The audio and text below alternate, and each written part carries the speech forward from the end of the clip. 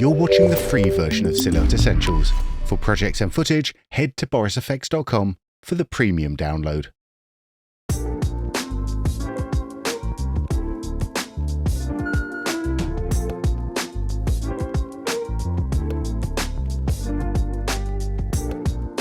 We're going to use the same process as before. If I scrub through, you can see that we want to capture the movement at the top and the bottom, so I'm going to make two shapes. I'm going to zoom in here, click Shift-T to open the Tracker tab. I'm going to stay with the Mocha Tracker here, Shift-S for the square shape. I'm going to make a little shape here, and then I'm going to make another shape. Actually, what I'm going to do, you realize here that made my shape inside my tracking layer here because it wasn't locked. So I'm just going to start over. I'm going to delete that shape. I'm going to lock this layer and start again. Shift-S. And now you can see my shape is made outside my previously tracked layer.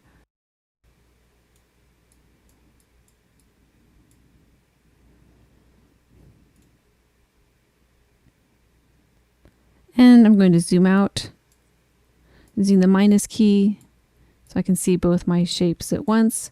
Select both of them in the object list, hold down the Shift key, go to the Tracker tab, and we will track forwards.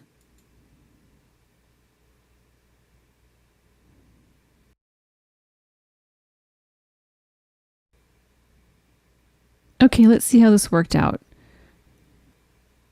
We'll call this beam 4. We have 1, 2, 3, 4. I'll call this beam 4.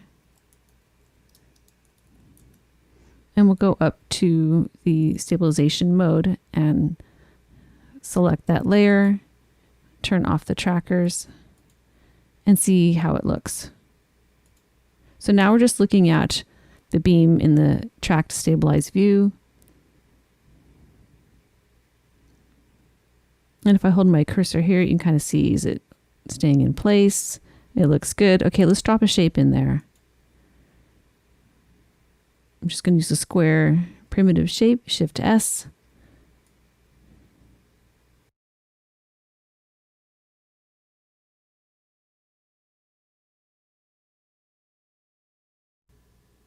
And for this method, you don't have to make your shape on the frame that you started tracking from.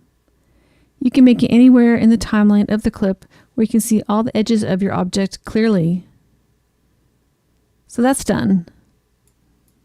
And we can just play it through. Zoom out. And we're still in the stabilized view. And I know I need to make some adjustments because with the perspective, part of the beam is revealed a little bit more at a certain part of the shot. So let's just stop here. If I'm zooming in and I scrub through, I'm going to go to the first frame and I can see that a little more of the beam is revealed. I'll just select that point, hold down Shift and select that point. We'll zoom in to see this edge and I'll just use the arrow keys to the left and make my shape a little bit bigger. And then we'll scrub through to the end and you can see it is smaller. Our points are still selected, and we'll use the arrow keys again to move in the shape. And we might have to do a little more adjusting if need be. Okay, so that shape is done. I'm going to label my trackers, make them green, select them both.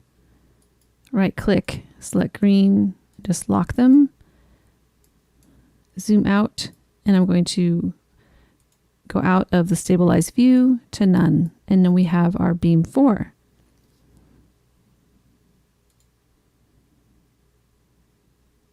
So another cool feature in Silhouette is the Reflect Shapes feature. So now you can flip or flop a shape. And how you do that is you select your shape, and we go up to the Actions, edit and reflect, and then you'll have a little dialog box that comes up here, and I want to reflect this shape onto the ground so I can use it for the shadow. So I'll click bottom, and I'm not going to select an angle at this point. Click OK. And I'm like, all right, that looks good, except that I'm not quite the same angle as the shadow. So what you can do, and I don't have to be on a keyframe, is I can use the multi-frame tool. If I click M, now you can see I have a red border around my viewer, and I'm just going to select these bottom points and drag them to the angle where I think they need to be. Select M again, and now you can see no keyframe was made, but my shape has changed, and it's changed that way throughout the whole shot. So now I have a shadow from the beam, and that was really quick. So let's take a quick look at the finished interior before I move on to the rest of the shot. I will enable all of my tracking shapes. You can see that there's some duplication of tracking shapes as I had to track some areas again in combination with other areas for certain beams. The dual tracking shapes contribute to a unique transform matrix for each layer. And now's a good time to mention the colors in the timeline, and I'll just drag this up here. You can see that it's multicolored. It's a preference called Colored Timeline Tracks, and it's in the user interface section. Whatever color is designated for the shape will be the color in the timeline. So I bring up the preferences. You can see here in user interface, Colored Timeline Tracks, and I'll just move this over here to the side. If I disable that and click apply, you can see it's more of a monochrome interface, but I like to leave that on. And if I turn off certain shapes, they will not appear in the timeline. So if I disable my tracks again, you can see that they are not visible. Okay, I'm going to enable my tracking shapes again. And I'll just move down the timeline window. And you can see here that this beam has no tracking shapes. And that's because I could track the top, but I couldn't track the bottom because it was obscured by this man walking past it and covering it up. So I could use the tracking data to the right of it on this beam because it's on the same plane, and I'll show you how I did that. First, I'm going to let me just turn off beam 2. I'm just going to disable the visibility of it, and we'll start with beam 3. So what I did is that I duplicated this layer.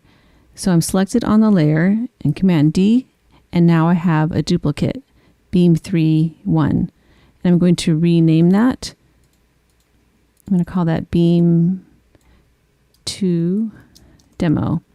I'm going to lock my beam 3 so I don't do anything. It's already locked actually, so I won't change anything there. And I'm going to just disable this shadow. Actually, we don't need this shadow. I'll recreate that and delete that. And I'm also going to just turn off the tracking shapes because I don't need those. So now I'm selected on beam 3, and I'm going to move it over to beam 2, actually beam 2 demo. So I'm going to select the multi-frame tool, which is M, or this icon here.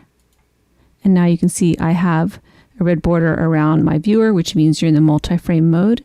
And I'm going to select my beam.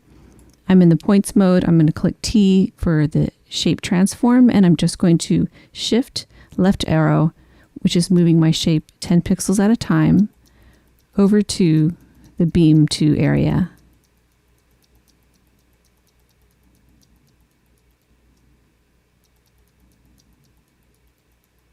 Click the R. I'm just going to move these points to line up with this beam. And I can't really see it here at the bottom, so I'm going to just make a guess here. They're selected.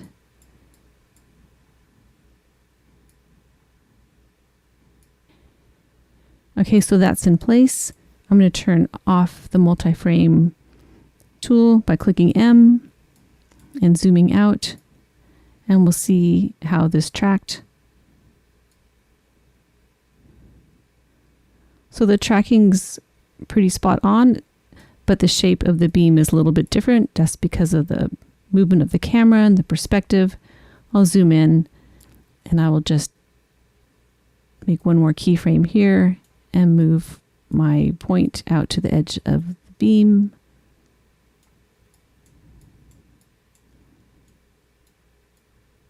Okay, so let's scrub through. And you can see that tracks pretty well. I'm a little bit off here. It's probably because I was off on the first frame. But I can go ahead and just make one more keyframe. Select the point and use my arrow key to nudge that into place. And then scrub through again. And now I just need to recreate the shadow. So I'm going to zoom out here. I'm selected on my beam 3s. Actually, I can just call this beam 2 because it's a new beam 2. Go up to Actions, Edit, Reflect. I'm going to choose Alignment Bottom, OK. And now we have the shadow. I'm just going to quickly scrub through to see if it's off. And it looks pretty good. So that is a quick way to reuse some tracking if you can't get some good tracking for the initial shape.